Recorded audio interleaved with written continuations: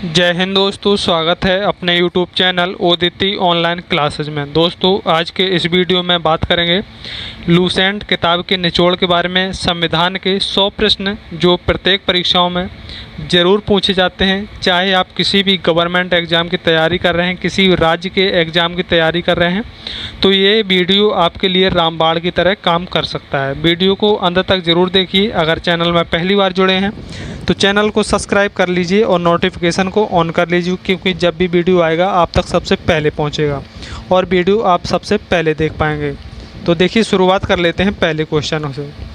पहला क्वेश्चन है कि संविधान सभा की पहली बैठक कब हुई थी।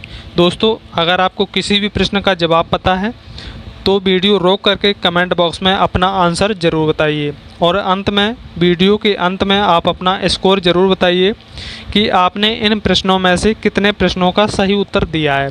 अगर आपका किसी भी एग्ज़ाम का पेपर लगा हुआ है तो आप वीडियो को पूरा देखिए, और पेपर जब हो जाए इसके बाद भी आप कमेंट बॉक्स में ज़रूर बताइए कि हाँ कितने प्रश्न इस वीडियो से आए थे। तो देखिए, शुरुआत कर लेते हैं पहले क्वेश्चन से।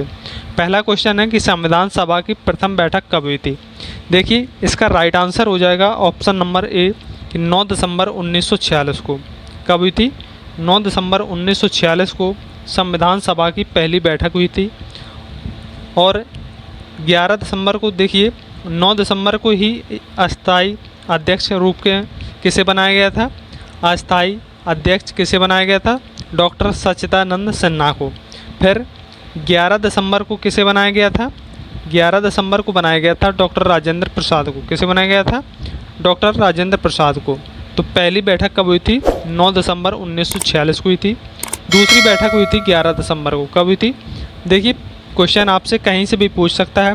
पहला क्वेश्चन ये पहली पूछ के बहुत उसने पूछ लिया कि प्रथम बैठक कब हुई थी, तो आपने बता दिया 9 दिसंबर को।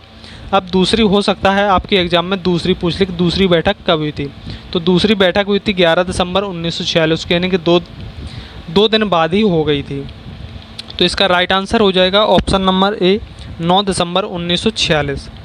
अगला क्वेश्चन देखिए, संविधान सभा के अस्थायी अध्यक्ष के रूप में किसे नियुक्त किया गया था।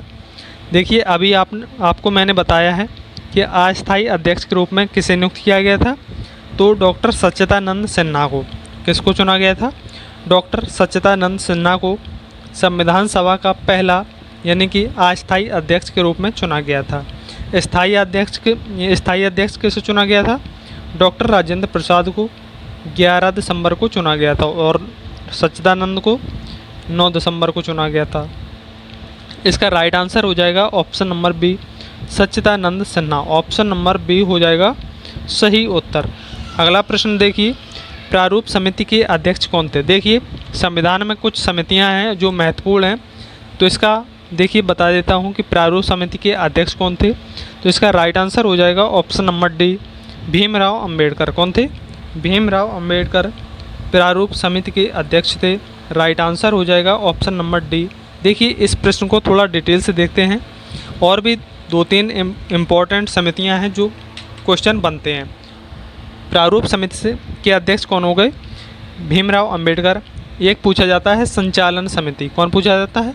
संचालन समिति के अध्यक्ष कौन थे? तो डॉक्टर राजेंद्र प्रसाद थे। कौन? संचालन समिति के अध्यक्ष डॉक्टर राजेंद्र प्रसाद। नियम समिति के अध्यक्ष डॉक्टर राजेंद्र प्रसाद। झंडा समिति, ये बहुत पूछा जाता है, झंडा समिति के अध्यक्ष कौन थे? तो देखिए, झंडा समिति के अध्यक्ष थे डॉक्टर राजेंद्र प्रसाद। कौन थे? डॉक्टर राजेंद्र प्रसाद। और संघ संविधान या शक्ति समिति के अध्यक्ष थे नेहरू जी। और परामर्श या मूल अधिकार समिति के अध्यक्ष थे सरदार पटेल। सरदार वल्लभ भाई पटेल किसके थे? मूल अधिकार समिति या फिर परामर्श संबंधी। तो देखिए, इस प्रश्न का तो जवाब हो गया डी हो जाएगा सही उत्तर कि भीमराव अंबेडकर। झंडा समिति ये बहुत पूछा जाता है, आप इसको नोट कर लीजिए कि झंडा समिति के अध्यक्ष थे डॉक्टर राजेंद्र प्रसाद। अगला प्रश्न देखेंगे, संविधान सभा के स्थायी अध्यक्ष किसे बनाया गया था। देखिए, अभी तक मैंने आपको बताया है कि संविधान सभा के अस्थायी अध्यक्ष किसे बनाया गया था, तो डॉक्टर सच्चिदानंद सिन्हा को बनाया गया था। लेकिन अब क्वेश्चन पूछा है कि संविधान सभा के स्थायी अध्यक्ष के रूप में किसे चुना गया था, तो डॉक्टर राजेंद्र प्रसाद को। किसको? डॉक्टर राजेंद्र प्रसाद को स्थायी अध्यक्ष के रूप में चुना गया था। राइट आंसर हो जाएगा ऑप्शन नंबर सी। अगला प्रश्न देखेंगे कि संविधान सभा के अंतिम रूप से संविधान को कब पारित किया गया था। देखिए, लागू करना अलग होता है और पारित करना अलग होता है। तो देखिए, अंतिम रूप से संविधान सभा को कब पारित किया गया था, तो इसका सही जवाब हो जाएगा ऑप्शन नंबर डी, 26 नवंबर 1949 को। कब? 26 नवंबर को 1949 को संविधान को पारित किया गया था। लेकिन लागू कब हुआ था, तो लागू हुआ था 26 जनवरी 1950 को। कब? 26 जनवरी 1950 को संविधान लागू हुआ था। तो इसका इस प्रश्न के हिसाब से राइट आंसर हो जाएगा ऑप्शन नंबर डी, सही उत्तर हो जाएगा। दोस्तों, अगर वीडियो अच्छी लग रही है तो एक लाइक ज़रूर कर दें, जिससे मुझे मोटिवेशन मिलता है। और आप पहली बार इस चैनल के साथ जुड़ रहे हैं तो चैनल को सब्सक्राइब कर लीजिए और अपने दोस्त को शेयर ज़रूर कर दीजिए।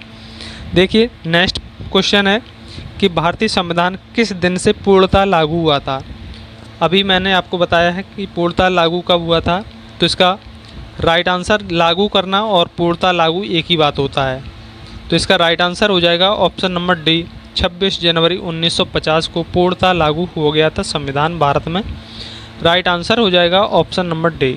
अगला प्रश्न है कि भारत कब गणतंत्र बना था, तो इसका सही जवाब हो जाएगा ऑप्शन नंबर सी, 26 जनवरी 1950 को। देखिए, आंसर एक ही है और प्रश्न कितने बन गए, 3 बन गए। भारत कब गणतंत्र बना था, यानी कि 26 जनवरी 1950 को। सही उत्तर हो जाएगा ऑप्शन नंबर सी। अगला प्रश्न देखेंगे कि भारतीय संविधान के किस भाग को उसकी आत्मा की संज्ञा दी गई है, तो इसका राइट आंसर हो जाएगा ऑप्शन नंबर सी, प्रस्तावना को। प्रस्तावना को क्या कहा गया है, प्रस्तावना को भारतीय संविधान के प्रस्तावना को उसकी आत्मा कहा गया है। आप कह सकते हैं हम भारतीय संविधान की आत्मा किसे कहा गया है, तो प्रस्तावना को कहा गया है। लेकिन क्वेश्चन आपसे बदल सकता है। भीमराव अंबेडकर के अनुसार संविधान का हृदय यानी कि आत्मा किसे कहा गया है, तो हो जाएगा आंसर अनुच्छेद 32। किसे कहा गया है, अनुच्छेद 32 को भीमराव अंबेडकर के अनुसार संविधान की आत्मा अनुच्छेद 32 को कहा गया है। लेकिन भारतीय संविधान ने किस यानी कि उसकी आत्मा, भारतीय संविधान किस भाग को उसकी आत्मा कहा है, तो प्रस्तावना को कहा है। इसका राइट आंसर हो जाएगा ऑप्शन नंबर सी। अगला प्रश्न है कि संविधान सभा ने राष्ट्रीय गान को कब स्वीकार किया था। राष्ट्रीय गान को कब स्वीकार किया था, तो इसका राइट आंसर हो जाएगा ऑप्शन नंबर ए, हो जाएगा सही उत्तर 24 जनवरी 1950 को। कब? 24 जनवरी 1950 को राष्ट्रीय गान स्वीकार किया था। अगला प्रश्न है कि भारतीय नागरिकों को प्राप्त मूल अधिकारों की संख्या यानी कि नंबर ऑफ फंडामेंटल राइट्स कितने हैं। भारतीय नागरिकों को कितने प्रकार की स्वतंत्रता दी गई है, यानी मूल अधिकार हैं उनके, तो राइट आंसर हो जाएगा ऑप्शन नंबर बी, हो जाएगा सही उत्तर 6। भारतीय नागरिकों के पास मूल अधिकारों की संख्या कितनी है, 6। राइट आंसर हो जाएगा ऑप्शन नंबर बी। अगला प्रश्न देखेंगे कि संपत्ति के अधिकार को किस संविधान संशोधन के द्वारा हटा दिया गया है। देखिए, संपत्ति का अधिकार था, अब एक कानूनी अधिकार हो गया है। क्या हो गया है, संपत्ति का अधिकार अब एक कानूनी अधिकार हो गया है। तो किस संविधान संशोधन के द्वारा हटा दिया गया है, इसका सही उत्तर हो जाएगा ऑप्शन नंबर ए, 44वां संविधान संशोधन। कौन सा, 44वां संविधान संशोधन। सही उत्तर हो जाएगा ऑप्शन नंबर ए। अगला प्रश्न है कि मूल अधिकारों का रक्षक किसे कहा जाता है। देखिए, मूल अधिकारों का रक्षक उच्च न्यायालय को और सर्वोच्च न्यायालय यानी कि दोनों को। राइट आंसर हो जाएगा ऑप्शन नंबर सी, ए एवं बी दोनों, सर्वोच्च न्यायालय और उच्च न्यायालय को मूल अधिकार का रक्षक कहा जाता है। राइट आंसर हो जाएगा ऑप्शन नंबर सी, हो जाएगा सही उत्तर। अगला प्रश्न है कि किस अनुच्छेद के द्वारा 6 से 14 वर्ष तक के बच्चों के लिए शिक्षा का अधिकार है, यानी कि निःशुल्क शिक्षा दी जाएगी 6 से 14 वर्ष तक के बच्चों को। राइट टू एजुकेशन मूल अधिकार माना गया है। तो कौन से अनुच्छेद में है, तो इसका राइट आंसर हो जाएगा ऑप्शन नंबर सी, 21 का ए। अनुच्छेद 21 का ए में बताया गया है कि 6 से 14 वर्ष तक के बच्चों को निःशुल्क शिक्षा दी जाएगी। तो इसका राइट आंसर हो जाएगा ऑप्शन नंबर सी, हो जाएगा सही उत्तर। अगला प्रश्न है कि लोक कल्याणकारी राज्य की अवधारणा यानी कि वेलफेयर स्टेट इन इंडिया किस में निहित है? तो इसका सही जवाब हो जाएगा ऑप्शन नंबर बी, राज्य के नीति निर्देशक तत्व में। किस में निहित है? राज्य के नीति निर्देशक तत्व में। राइट आंसर हो जाएगा ऑप्शन नंबर बी, सही उत्तर हो जाएगा। अगला प्रश्न है कि संविधान का अनुच्छेद 40 राज्य को निर्देश देता है कि वह क्या है? तो इनमें से देखिए क्या है? ग्राम यानी कि ग्राम पंचायतों का संगठन करें। क्या है? अनुच्छेद 40 क्या निर्देश देता है? कि ग्राम पंचायतों का संगठन करें। तो राइट आंसर हो जाएगा ऑप्शन नंबर सी। अगला प्रश्न देखिए दोस्तों, वीडियो के अंत तक जरूर बने रहिए। संविधान से आपका एक भी प्रश्न गलत नहीं होगा आज के बाद, चाहे भी आप किसी राज्य का एग्ज़ाम दे आएँ या फिर PCS लेवल तक का आप अगर पेपर दे दें, अगर संविधान से क्वेश्चन पूछा जाएगा तो इससे बाहर नहीं जाएगा। देखिए संविधान में कुछ लिमिट क्वेश्चन होते हैं, ऐसा नहीं कि नए क्वेश्चन बनते हैं, करंट अफेयर बनते हैं, ऐसा नहीं है। लिमिट क्वेश्चन होते हैं। क्या इससे पूछेगा? इसी से बाहर नहीं पूछेगा। 100 प्रश्न है, 100 प्रश्न को आज आप अच्छे मन से देख लीजिए और अपने दोस्त को शेयर भी कर दीजिए। देखिए नेक्स्ट क्वेश्चन है कि संविधान के मूल कर्तव्यों को शामिल करने की प्रेरणा किस देश के संविधान से ली गई है? यानी कि फंडामेंटल ड्यूटीज़ को शामिल करने की प्रेरणा किस संविधान से ली गई है? किस देश के संविधान से ली गई है? तो इसका राइट आंसर हो जाएगा ऑप्शन नंबर ए, रूस से ली गई है। कहाँ से ली गई है? रूस से। राइट आंसर हो जाएगा ऑप्शन नंबर ए। अगला प्रश्न देखेंगे कि संविधान के मूल कर्तव्यों यानी कि फंडामेंटल ड्यूटीज़ की कुल संख्या कितनी है? संविधान के मूल कर्तव्यों की कुल संख्या कितनी है? सही जवाब हो जाएगा ऑप्शन नंबर बी, 11 है। कितनी है? 11 है। सही उत्तर हो जाएगा ऑप्शन नंबर बी। अगला प्रश्न है कि संविधान में मूल कर्तव्यों को किस समिति की अनुशंसा के आधार पर शामिल किया गया है? तो राइट आंसर हो जाएगा ऑप्शन नंबर सी, स्वर्ण सिंह समिति। स्वर्ण सिंह समिति की अनुशंसा से आधार पर शामिल किया गया है। तो इसका सही जवाब हो जाएगा ऑप्शन नंबर सी, स्वर्ण सिंह समिति। राइट आंसर हो जाएगा ऑप्शन नंबर सी। अगला प्रश्न है कि भारतीय संघ की शक्ति यानी कि exclusive power of the union किस में निहित है? भारतीय संघ की शक्ति किस में निहित है? तो सही जवाब हो जाएगा ऑप्शन नंबर सी, राष्ट्रपति में। किस में निहित है? राष्ट्रपति में निहित है। सही जवाब हो जाएगा ऑप्शन नंबर सी। अगला प्रश्न देखिए। अगला प्रश्न है कि राष्ट्रपति के निर्वाचक मंडल में शामिल है। क्या शामिल है? तो देखिए ये है यानी कि संसद के दोनों सदनों के निर्वाचित सदस्य एवं राज्यों की विधानसभाओं के निर्वाचित सदस्य। सही उत्तर हो जाएगा ऑप्शन नंबर सी कि संसद के दोनों सदनों के निर्वाचित सदस्य एवं राज्यों की विधानसभाओं के निर्वाचित सदस्य। राष्ट्रपति के चुनाव में केवल निर्वाचित सदस्य ही भाग लेते हैं। अगला प्रश्न है कि राष्ट्रपति के कार्यकाल की अवधि कितनी होती है? तो देखिए राष्ट्रपति की कार्यकाल की अवधि होती है 5 वर्ष। कितनी होती है? 5 वर्ष ही कार्यकाल होती है, चाहे वो राज्यपाल हो, प्रधानमंत्री, मुख्यमंत्री, इनका सभी का कार्यकाल 5 वर्ष का होता है। लेकिन राज्यसभा के सदस्यों का कार्यकाल 6 वर्ष का होता है। राज्यसभा के सदस्यों का कार्यकाल कितना होता है? 6 वर्ष का होता है। केवल आपको इसी प्रश्न को ध्यान देना है और सभी का कार्यकाल 5 वर्ष होता है।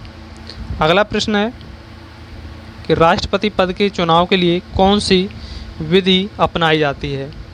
यानी कि election method of president of India के चुनाव के लिए कौन सी विधि अपनाई जाती है? आनुपातिक प्रतिनिधित्व, एकल संक्रमणीय, अप्रत्यक्ष मतदान, यानी कि इनमें से सभी। तो राइट आंसर हो जाएगा ऑप्शन नंबर डी कि इनमें से सभी। अगला प्रश्न देखेंगे कि निर्विरोध चुने जाने वाले राष्ट्रपति कौन हैं? तो इसका राइट आंसर हो जाएगा ऑप्शन नंबर बी, नीलम संजीव रेड्डी। कौन है? नीलम संजीव रेड्डी एकमात्र ऐसे राष्ट्रपति हैं जो निर्विरोध चुने गए थे। राइट आंसर हो जाएगा ऑप्शन नंबर बी। अगला प्रश्न है कि राष्ट्रपति पर महाभियोग का आरोप संसद के किस सदन द्वारा लगाया जा सकता है? अगर आपको राष्ट्रपति पर महाभियोग लगाना है तो किस संसद द्वारा शुरू किया जा सकता है? तो सही जवाब हो जाएगा ऑप्शन नंबर सी, संसद के किसी भी सदन के द्वारा। ऑप्शन नंबर सी हो जाएगा सही उत्तर। अगला प्रश्न है, भारतीय सेनाओं का सर्वोच्च सेनापति यानी कि सुप्रीम कमांडर कौन होता है? तो भारत का राष्ट्रपति होता है। कौन होता है? सर्वोच्च यानी सेनापति कौन होता है? भारत का तीनों सेनाओं का सर्वोच्च सेनापति होता है राष्ट्रपति। तो राइट आंसर हो जाएगा ऑप्शन नंबर ए हो जाएगा सही उत्तर। अगला प्रश्न है कि भारतीय संविधान के अनुसार संघ की कार्यपालिका शक्ति executive power of the union किस में निहित है? तो इसका सही जवाब हो जाएगा ऑप्शन नंबर ए राष्ट्रपति में। किस में निहित है? राष्ट्रपति में। राइट आंसर हो जाएगा ऑप्शन नंबर ए। अगला प्रश्न देखेंगे। अगला प्रश्न है कि उपराष्ट्रपति के निर्वाचक मंडल यानी कि वाइस प्रेसिडेंट इलेक्शन में शामिल हैं। कौन कौन से शामिल हैं? तो राइट आंसर हो जाएगा ऑप्शन नंबर सी राज्यसभा एवं लोकसभा के सदस्य उपराष्ट्रपति के निर्वाचक मंडल में शामिल है। तो राइट आंसर हो जाएगा ऑप्शन नंबर सी। अगला प्रश्न है कि राष्ट्रपति राज्यसभा के कितने सदस्यों को मनोनीत करता है? देखिए, राष्ट्रपति राज्यसभा के सदस्यों को कितने मनोनीत करता है? 12 मनोनीत करता है। जबकि लोकसभा में कितने सदस्यों को मनोनीत करता है? तो लोकसभा में 2 सदस्यों को मनोनीत करता है। अगला प्रश्न है, भारतीय संसद यानी कि पार्लियामेंट के ऊपरी सदन को कहा जाता है। क्या कहा जाता है? तो इसका राइट आंसर हो जाएगा ऑप्शन नंबर बी राज्यसभा कहा जाता है। किसे कहा जाता है? ऊपरी सदन को राज्यसभा कहा जाता है। निम्न सदन किसे कहा जाता है? तो आप बताएंगे लोकसभा को निम्न सदन कहा जाता है। क्या कहा जाता है? निम्न सदन कहा जाता है लोकसभा को। ऊपरी सदन कहा जाता है राज्यसभा को। राइट आंसर हो जाएगा ऑप्शन नंबर बी। अगला प्रश्न है, प्रधानमंत्री की नियुक्ति कौन करता है? प्रधानमंत्री की नियुक्ति कौन करता है? सही जवाब हो जाएगा ऑप्शन नंबर ए राष्ट्रपति करता है। कौन करता है? राष्ट्रपति करता है प्रधानमंत्री की नियुक्ति। अगला प्रश्न है, यदि प्रधानमंत्री या कोई अन्य मंत्री सदन का सदस्य नहीं है तो उसे पद पर बने रहने के लिए कितने दिनों के अंदर संसद का सदस्य बनना आवश्यक है?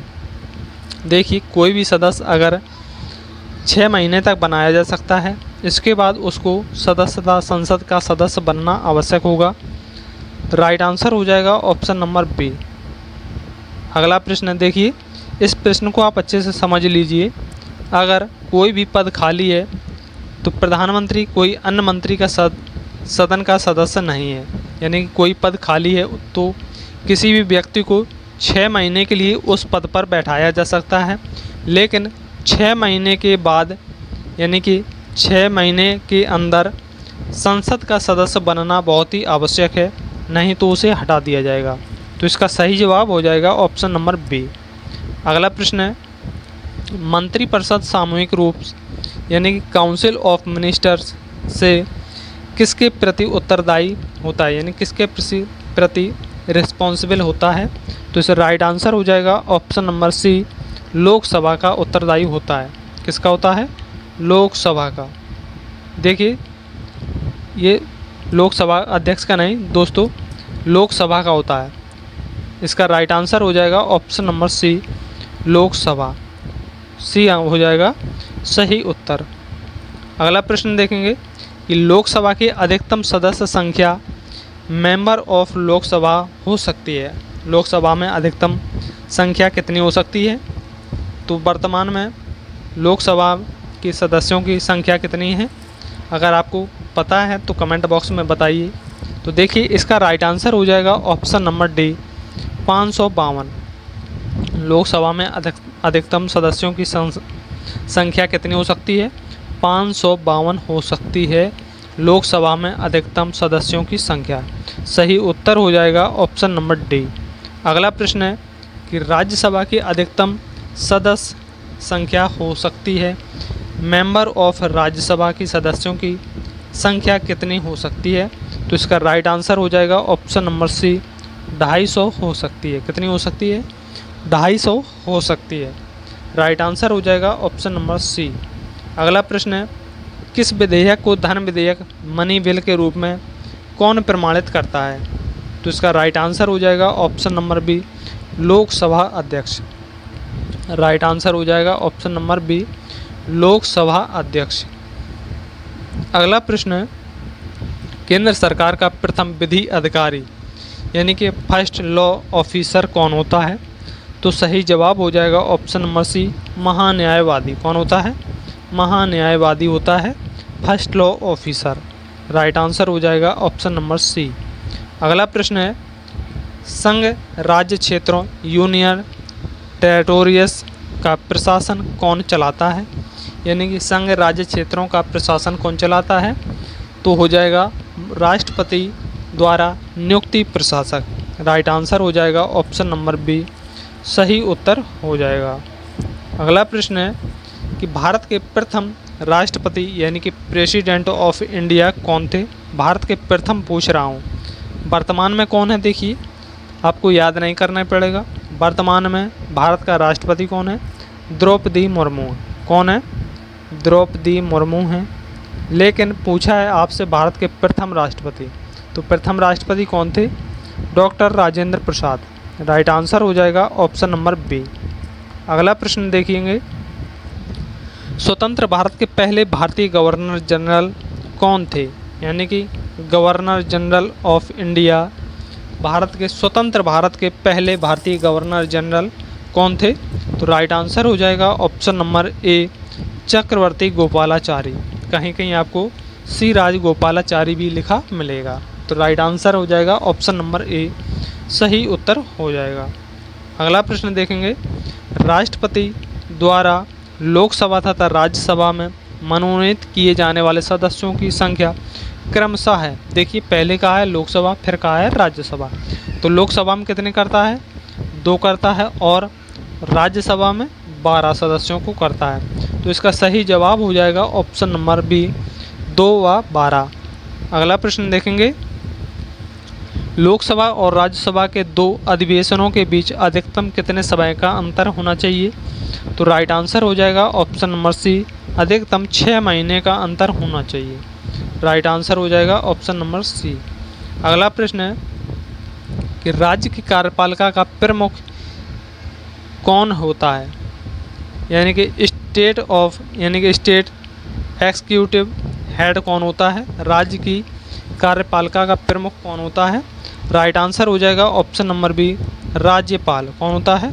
राज्यपाल। राइट आंसर हो जाएगा ऑप्शन नंबर बी। अगला प्रश्न है, संविधान के अनुसार विधानसभा के सदस्यों की अधिकतम संख्या होती है।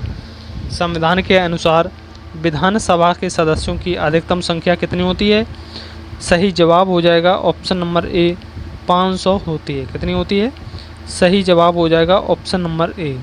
दोस्तों, वीडियो को लाइक ज़रूर कर दीजिए, और आपने अगर चैनल को अभी तक सब्सक्राइब नहीं किया है तो प्लीज़ चैनल को सब्सक्राइब कर लीजिए, उससे मुझे मोटिवेशन मिलता है। और वीडियो अंत तक आप ज़रूर देखिए, वीडियो बहुत ही इम्पोर्टेंट वीडियो है, आपको दोबारा देखने की भी ज़रूरत नहीं पड़ेगी। एग्ज़ाम के पहले भी आप एक बार देख लीजिए, अच्छे से देख लीजिए। देखिए, प्रश्न है कि संविधान के अनुसार विधानसभा के सदस्यों की अधिकतम संख्या होती है, कितनी होती है? तो 500 होती है। अगला प्रश्न है कि वर्तमान में भारत में कुल कितने राज्यों में विधान परिषद विद्यमान है? यानी कि भारत में कुल कितने राज्य ऐसे हैं जिनके पास खुद की विधान परिषद है? तो वो कुल राज्य 6 हैं। कितने हैं? 6 हैं कुल राज्य जिनके खुद के पास विधान परिषद है। कौन कौन से? देखिए, इतने से आपको काम नहीं चलेगा कि भारत में किन राज्यों के पास खुद की विधानसभाएं हैं। तो इसका राइट आंसर हो जाएगा ऑप्शन नंबर डी की 6 हैं। अब 6 राज्य कौन कौन से हैं? तो एक तो हो जाएगा बिहार। कौन सा है? बिहार हो जाएगा। दूसरा है यूपी। तीसरा है महाराष्ट्र। कौन सा है? महाराष्ट्र। चौथा है आंध्र प्रदेश। कौन सा है? आंध्र प्रदेश। और 5वां है तेलंगाना। कौन सा है? तेलंगाना है 5वां। और 6वां है कर्नाटक। ये ऐसे राज्य हैं जिनके खुद के पास विधान परिषद विद्यमान है, यानी कि खुद की इनके पास विधान परिषदें हैं। कितने राज्य हैं? 6 राज्य हैं। अगला प्रश्न देखेंगे, राज्य का मंत्रिमंडल स्टेट कैबिनेट सामूहिक रूप से किसके प्रति उत्तरदायी होता है? तो इसका सही जवाब हो जाएगा ऑप्शन नंबर ए, विधानसभा। विधानसभा का उत्तरदायी होता है राज्य का मंत्रिमंडल। राइट आंसर हो जाएगा ऑप्शन नंबर ए। अगला प्रश्न देखेंगे कि विधानसभा का वर्ष यानी कि असेंबली ईयर में कम से कम कितने अधिवेशन होने अनिवार्य हैं। तो सही जवाब हो जाएगा ऑप्शन नंबर ए, कम से कम 2 अधिवेशन होना अनिवार्य है। सही जवाब हो जाएगा ऑप्शन नंबर ए। अगला प्रश्न है, किस राज्य में विधानसभा सदस्यों की संख्या सर्वाधिक है। तो देखिए, जिस राज्य में सर्वाधिक जनसंख्या होगी उसी में विधानसभा सदस्यों की भी संख्या अधिक होगी। अगर आपको ये पता है कि किस राज्य में जनसंख्या अधिक है तो आपको ये भी आप सेंस लगा सकते हैं कि किस राज्य में विधानसभा सदस्यों की संख्या सर्वाधिक होगी। राइट आंसर हो जाएगा option number B, Uttar Pradesh में। अगला प्रश्न है, जम्मू कश्मीर राज्य को किस अनुच्छेद आर्टिकल के अंतर्गत विशेष राज्य का दर्जा प्राप्त हुआ है। तो राइट आंसर हो जाएगा ऑप्शन नंबर सी, अनुच्छेद 370। अनुच्छेद 370 ऑप्शन नंबर सी हो जाएगा राइट आंसर। अगला प्रश्न है कि भारत का नियंत्रक एवं महालेखा परीक्षक किसके द्वारा नियुक्त किया जाता है। जो भारत का नियंत्रक एवं महालेखा परीक्षक होता है यह किसके द्वारा नियुक्त किया जाता है। संसद के द्वारा, राष्ट्रपति, प्रधानमंत्री या फिर योजना आयोग। अगर आपको इस वीडियो का यानी कि इस प्रश्न का जवाब पता है तो आप कमेंट बॉक्स में ज़रूर शेयर करिए। तो इसका राइट आंसर हो जाएगा ऑप्शन नंबर बी, राष्ट्रपति। भारत का नियंत्रक एवं महालेखा परीक्षक राष्ट्रपति के द्वारा नियुक्त किया जाता है। राइट आंसर हो जाएगा ऑप्शन नंबर बी। अगला प्रश्न है कि भारत का उच्चतम न्यायालय यानी कि हाई कोर्ट ऑफ इंडिया कहाँ स्थित है। अगर आपको ये भी प्रश्न का जवाब पता नहीं है तो आप तैयारी अच्छी नहीं है आपकी। अगर इस प्रश्न का जवाब आपको पता नहीं है, इसका जवाब मुझे कमेंट बॉक्स में चाहिए। और अगर आप वीडियो अच्छी तरह से देखेंगे तो आपका स्कोर बहुत ही अच्छा रहेगा। देखिए, भारत का उच्चतम न्यायालय यानी कि हाई कोर्ट कहाँ पर है। दिल्ली, कोलकाता, मुंबई, चेन्नई। आपका इसमें जवाब कौन सा हो सकता है तो कमेंट बॉक्स में ज़रूर बताइए। अगला प्रश्न देखेंगे कि भारत के सर्वोच्च न्यायालय में न्यायाधीशों की कुल संख्या कितनी है। तो देखिए, सर्वोच्च न्यायालय में न्यायाधीशों की कुल संख्या कितनी है, 34 है। तो इसको बोला ऐसे जाता है 33 + 1। कैसे बोला जाता है, 33 + 1। देखिए, इसको मैंने डिटेल से समझाने की कोशिश की है कि मुख्य न्यायाधीश एवं न्यायाधीश। तो एक मुख्य न्यायाधीश होता है और 33 न्यायाधीश। टोटल कितने हो गए, 34 हो गए। वर्णन किस अनुच्छेद में है तो वर्णन 124 आर्टिकल में मुख्य न्यायाधीश और न्यायाधीश के रूप वर्णन है। अगला प्रश्न देखेंगे, सर्वोच्च न्यायालय के मुख्य न्यायाधीशों की नियुक्ति कौन करता है। तो इसका राइट आंसर हो जाएगा ऑप्शन नंबर बी, राष्ट्रपति करता है। कौन करता है, राष्ट्रपति करता है सर्वोच्च न्यायालय के मुख्य न्यायाधीशों की नियुक्ति। अगला प्रश्न है कि उच्चतम न्यायालय के न्यायाधीशों का कार्यकाल होता है, कितना होता है। राइट आंसर हो जाएगा ऑप्शन नंबर डी, 65 वर्ष की आयु पूरी होने तक। 65 वर्ष की आयु पूरी होने तक उच्चतम न्यायालय के न्यायाधीशों का कार्यकाल होता है। राइट आंसर हो जाएगा ऑप्शन नंबर डी। अगला प्रश्न है, सर्वोच्च न्यायालय के प्रथम मुख्य न्यायाधीश हैं, कौन है।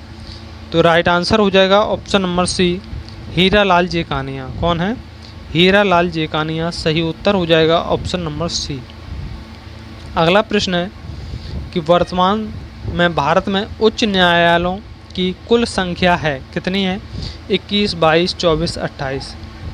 तो राइट आंसर हो जाएगा ऑप्शन नंबर ए, 21 है। कितनी है, 21।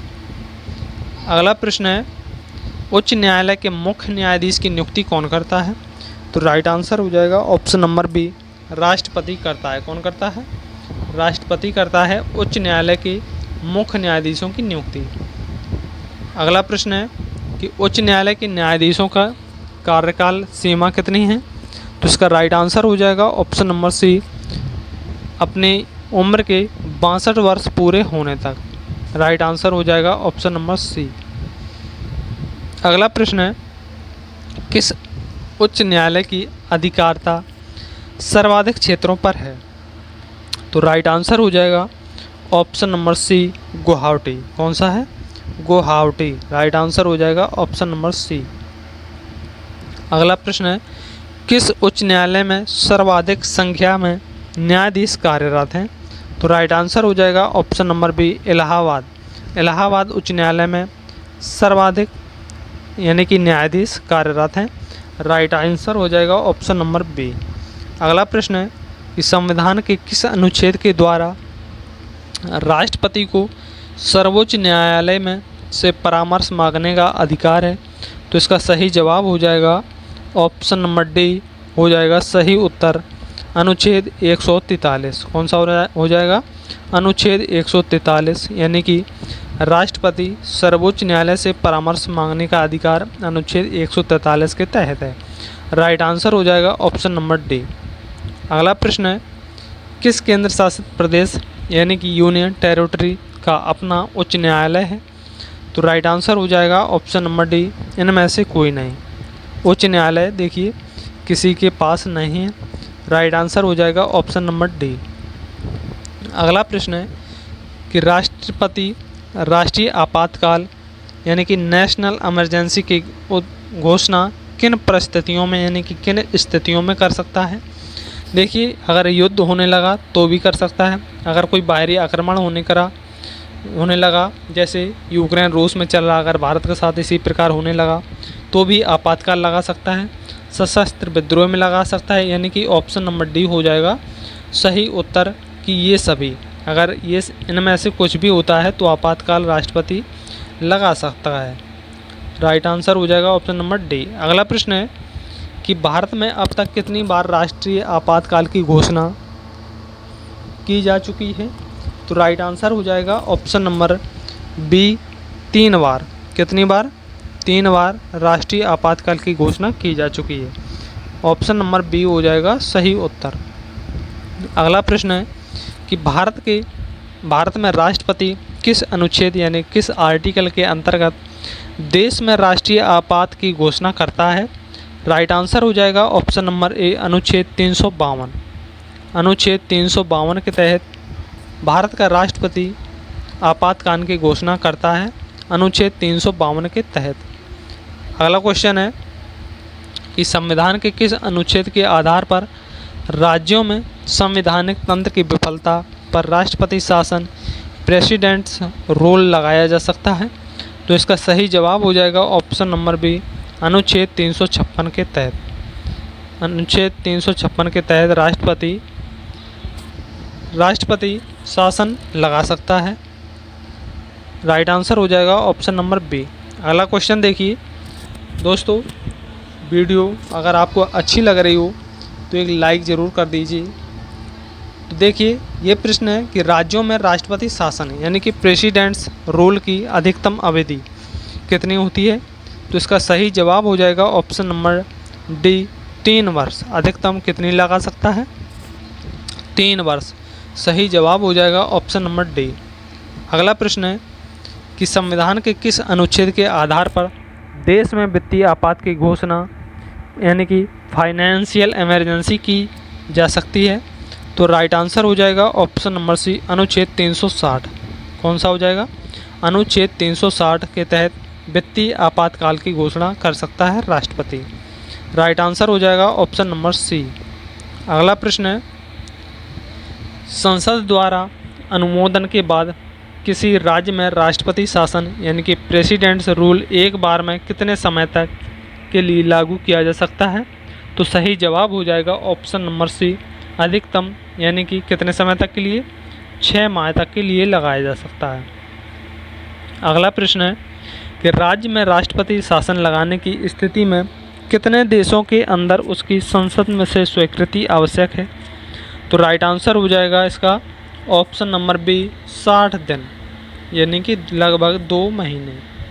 अगला प्रश्न है, दल बदल यानी कि पार्टी चेंज से संबंधित कानून का उल्लेख किस अनुसूची में है यानी किस शेड्यूल में है? दल बदल 10 से होता है 10, क्या होता है? 10 से हो जाता है 10, तो 10वीं अनुसूची में दल बदल से संबंधित कानून है। 10 से आप दल बदल याद रख सकते हैं, दल बदल 10। अगला प्रश्न है, संविधान द्वारा कितनी भाषाओं को मान्यता प्रदान की गई है, यानी कि कितनी भाषाएं संविधान द्वारा मान्यता प्राप्त है। तो राइट आंसर हो जाएगा ऑप्शन नंबर सी, 22 भाषाएं। 22 भाषाएं हैं जो संविधान के 22 भाषाओं का उल्लेख है। राइट आंसर हो जाएगा ऑप्शन नंबर सी। अगला प्रश्न है 73वां संविधान संशोधन संबंधित है, किससे संबंधित है? पंचायती राज से। राइट आंसर हो जाएगा ऑप्शन नंबर डी। अगला प्रश्न देखेंगे, वित्त आयोग के गठन का प्रावधान किस अनुच्छेद में है? तो इसका राइट आंसर हो जाएगा ऑप्शन नंबर ए, अनुच्छेद 280 में। वित्त आयोग का गठन किस अनुच्छेद में है? अनुच्छेद 280 में। राइट आंसर हो जाएगा ऑप्शन नंबर ए। अगला प्रश्न है, योजना आयोग का पदेन अध्यक्ष कौन होता है? योजना आयोग का पदेन अध्यक्ष होता है प्रधानमंत्री। कौन होता है? प्रधानमंत्री। राइट आंसर हो जाएगा ऑप्शन नंबर बी। अगला प्रश्न देखिए, भारत के प्रथम योजना आयोग का गठन यानी कि फर्स्ट प्लानिंग कमीशन कब किया गया था? तो इसका राइट आंसर हो जाएगा ऑप्शन नंबर बी हो जाएगा सही उत्तर, 15 मार्च 1950 में। कब? 15 मार्च 1950 में भारत में प्रथम योजना आयोग का गठन किया गया था। राइट आंसर हो जाएगा ऑप्शन नंबर बी। अगला प्रश्न है, राष्ट्रीय विकास परिषद यानी कि नेशनल डेवलपमेंट काउंसिल की स्थापना कब की गई थी? सही जवाब हो जाएगा ऑप्शन नंबर बी, 1952 में। कब? 1952 में राष्ट्रीय विकास परिषद की स्थापना की गई थी। अगला प्रश्न है, भाषा के आधार पर गठित भारत का पहला राज्य का नाम कौन सा है? आंध्र प्रदेश। सी हो जाएगा सही उत्तर। अगला प्रश्न है, देखिए दोस्तों, मैं क्वेश्चन को ज़्यादा डिटेल से नहीं बता सकता क्योंकि वीडियो बहुत ही लंबी हो जाएगी अगर वीडियो को मैं क्वेश्चन को एनालिसिस अच्छी तरह से करूँगा तो देखिए इम्पोर्टेंट है, आप अच्छी तरह से इसको रट लीजिए। क्वेश्चन है, बलवंत राय मेहता समिति का गठन किया गया था। बलवंत राय मेहता समिति का गठन कब किया गया था? पंचायती राज व्यवस्था से। राइट आंसर हो जाएगा ऑप्शन नंबर ए। अगला प्रश्न है, भारत में सर्वप्रथम 2 अक्टूबर 1959 को पंचायती राज व्यवस्था का शुभारंभ किया गया था। यह कहाँ से शुरू हुआ था? तो इसका सही जवाब हो जाएगा ऑप्शन नंबर ए, नागौर पड़ता है, राजस्थान का एक ज़िला है, यहीं से शुरू किया गया था पंचायती राज व्यवस्था। राइट आंसर हो जाएगा ऑप्शन नंबर ए। अगला प्रश्न है, स्वतंत्र भारत में प्रथम निर्वाचन आयुक्त यानी कि फर्स्ट इलेक्शन कमिश्नर कौन थे?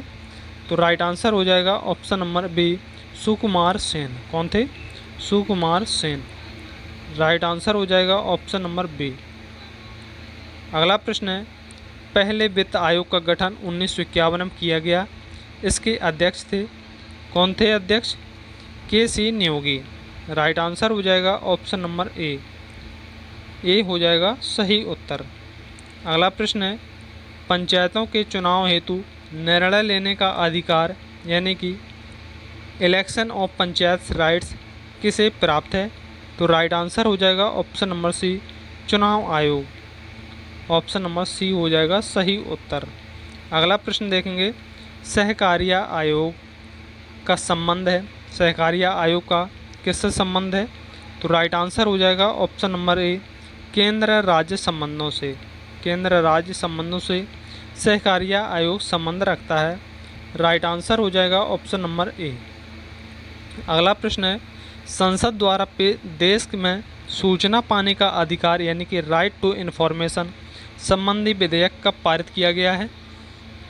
देखिए ये क्वेश्चन को आप स्टार लगा लीजिए, बहुत ही महत्वपूर्ण क्वेश्चन है कि संसद द्वारा देश में सूचना पाने का अधिकार यानी कि राइट टू इन्फॉर्मेशन संबंधी विधेयक कब पारित किया गया था? तो इसका राइट आंसर हो जाएगा ऑप्शन नंबर सी, जून 2005 में। कब किया गया था? जून 2005 में। राइट आंसर हो जाएगा ऑप्शन नंबर सी। अगला प्रश्न है कि भारतीय संविधान में मूल कर्तव्यों को शामिल करने का विचार किस देश के संविधान से लिया गया है? तो ये लिया गया है ऑप्शन नंबर डी हो जाएगा सही उत्तर, पूर्व सोवियत संघ यानी कि आप रूस कहते हैं, क्या कहते हैं? रूस से लिया गया है। राइट आंसर हो जाएगा ऑप्शन नंबर डी। अगला प्रश्न है कि निम्नलिखित में से किस समिति ने मौलिक कर्तव्यों को शामिल करने की अनुशंसा की थी? तो इसका राइट आंसर हो जाएगा ऑप्शन नंबर डी, स्वर्ण सिंह समिति। कौन सी हो जाएगी? स्वर्ण सिंह समिति। राइट आंसर हो जाएगा ऑप्शन नंबर डी। अगला प्रश्न देखिए कि निम्नलिखित में से किस वर्ष संविधान में मूल कर्तव्यों को अंततः स्थापित किया गया था? तो राइट आंसर हो जाएगा ऑप्शन नंबर बी, 1976 में। कब किया गया था? 1976 में। राइट आंसर हो जाएगा ऑप्शन नंबर बी। अगला प्रश्न है कि मौलिक कर्तव्यों को निर्धारित किया गया है किस संविधान संशोधन के द्वारा निर्धारित किया गया है? राइट आंसर हो जाएगा ऑप्शन नंबर सी, 42वें संविधान के संशोधन के द्वारा मौलिक कर्तव्यों को निर्धारित किया गया है। राइट आंसर हो जाएगा ऑप्शन नंबर सी, सही उत्तर हो जाएगा। अगला प्रश्न है 42वें संविधान संशोधन के 10 आचार आदर्शों को किस नाम से जाना जाता है? राइट आंसर हो जाएगा ऑप्शन नंबर डी, मौलिक कर्तव्यों को मौलिक कर्तव्य के नाम से जाना जाता है। अगला प्रश्न देखेंगे 1976 में 42वें संविधान संशोधन द्वारा संविधान में नागरिकों के लिए कितने मौलिक कर्तव्य निश्चित किए गए हैं? तो राइट आंसर हो जाएगा ऑप्शन नंबर बी, 10 मौलिक कर्तव्य निश्चित किए गए हैं। अगला प्रश्न है संविधान के किस भाग में मूल कर्तव्यों के अध्याय को जोड़ा गया है? तो राइट आंसर हो जाएगा ऑप्शन नंबर डी, भाग 4 के का में, यानी भाग 4 के ए में जोड़ा गया है मूल कर्तव्यों के अध्याय को। राइट आंसर हो जाएगा ऑप्शन नंबर डी हो जाएगा सही उत्तर। अगला प्रश्न है भारतीय संविधान में मौलिक कर्तव्यों की सूची निम्नलिखित में से किस भाग के रूप में जोड़ी गई थी? राइट आंसर हो जाएगा ऑप्शन नंबर ए, 4। किस में जोड़ी गई थी? भाग 4 में जोड़ी गई थी। राइट आंसर हो जाएगा ऑप्शन नंबर ए, सही उत्तर हो जाएगा। अगला प्रश्न है कि भारत के संविधान के किस अनुच्छेद में मौलिक कर्तव्य की चर्चा की गई है? तो देखिए ये क्वेश्चन बहुत ही महत्वपूर्ण क्वेश्चन है, आप इसको स्टार लगा लीजिए कि भारत के किस अनुच्छेद में मौलिक कर्तव्य की चर्चा की गई है? तो ये की गई है अनुच्छेद 51 ए में। किस में की गई है? अनुच्छेद 51 के ए में मौलिक कर्तव्य की चर्चा की गई है। अगला प्रश्न देखेंगे कि भारतीय संविधान के भाग 4 के ए में अनुच्छेद 514 में कितने मौलिक कर्तव्य निर्धारित किए गए हैं? राइट आंसर हो जाएगा option number A, 11। Right answer हो जाएगा ऑप्शन नंबर ए। अगला प्रश्न देखेंगे संसद के दोनों सदनों के संयुक्त अधिवेशन को कौन बुलाता है? संसद के दोनों सदनों के अधिवेशन को कौन बुलाता है? सही जवाब हो जाएगा ऑप्शन नंबर बी, राष्ट्रपति बुलाता है। अगला प्रश्न देखेंगे प्रथम लोकसभा के स्पीकर कौन थे? देखिए प्रथम लोकसभा स्पीकर कौन थे? जे.बी. मालवणकर। राइट आंसर हो जाएगा ऑप्शन नंबर ए, सही उत्तर हो जाएगा। अगला प्रश्न है स्वतंत्र भारत के प्रथम लोकसभा अध्यक्ष कौन थे? देखिए स्वतंत्र भारत के यानी कि प्रथम लोकसभा अध्यक्ष भी जे.बी. मावलंकर भी थे। राइट आंसर हो जाएगा ऑप्शन नंबर सी। अगला प्रश्न है कि भारत के किस राष्ट्रपति ने पूर्व में लोकसभा अध्यक्ष का पद भी संभाला था? यानी पहले लोकसभा पद भी संभाला था और फिर राष्ट्रपति भी बने थे। कौन से ऐसे व्यक्ति हैं? राइट आंसर हो जाएगा ऑप्शन नंबर सी, नीलम संजीव रेड्डी। राइट आंसर हो जाएगा ऑप्शन नंबर सी। अगला प्रश्न है प्रथम स्पीकर जिसके खिलाफ लोकसभा में अविश्वास प्रस्ताव लाया गया था वो कौन थे? राइट आंसर हो जाएगा option number B, J B. Malvankar एक ऐसे थे जिनके खिलाफ लोकसभा में अविश्वास प्रस्ताव लाया गया था। राइट आंसर हो जाएगा ऑप्शन नंबर बी, सही उत्तर हो जाएगा। लास्ट प्रश्न है और निम्न में से कौन लोकसभा के अध्यक्ष के पद पर 2 अवधियों के लिए निर्वाचित नहीं हुए थे? राइट आंसर हो जाएगा ऑप्शन नंबर डी, बलिराम भगत। कौन हो जाएगा? बलिराम भगत हो जाएगा right answer. Option number D हो जाएगा सही उत्तर। दोस्तों आपको वीडियो अच्छी लगी होगी तो एक लाइक ज़रूर कर दीजिए। अगर चैनल में पहली बार जुड़े थे तो आप चैनल को सब्सक्राइब करके नोटिफिकेशन को ऑन कर लीजिए, क्योंकि आने वाला वीडियो आप तक सबसे पहले पहुंचेगा। वीडियो आप सबसे पहले देख पाएंगे। और आपका स्कोर क्या रहा है, आप अपना स्कोर कमेंट बॉक्स में ज़रूर बताइए। अगर आपका किसी का पेपर है तो पेपर में ज़रूर अगर पॉलिटी पूछी जाएगी तो इनमें से बाहर नहीं जाएगी। तो दोस्तों एक शेयर ज़रूर कर दीजिए अपने दोस्त को। और वीडियो यहीं आप आज समाप्त करते हैं। मिलते हैं नेक्स्ट वीडियो के साथ। तब तक लिए आप सभी को जय हिंद, जय भारत, वंदे मातरम।